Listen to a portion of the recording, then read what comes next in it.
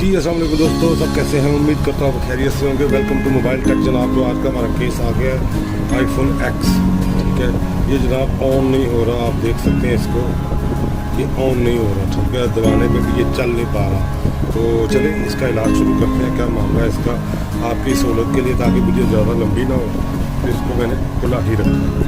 सबसे पहले आपने इसको यहाँ से खोलने के लिए ये दो स्क्रू होते हैं, उन दोनों को ओपन करना है। उसके बाद ही आप कोई भी चीज़ के अंदर डाल के इस तरह ऊपर को उठा सकते हैं। ये देखें, थोड़ा सा ऊपर हो जाएगा। ठीक है, उसके बाद सर आपने क्या करना है, एक अदर शेविंग ब्लेड आप ले लें। ठीक है, शेविंग ब्लेड के भीतर इसको कोई भी चीज़ नहीं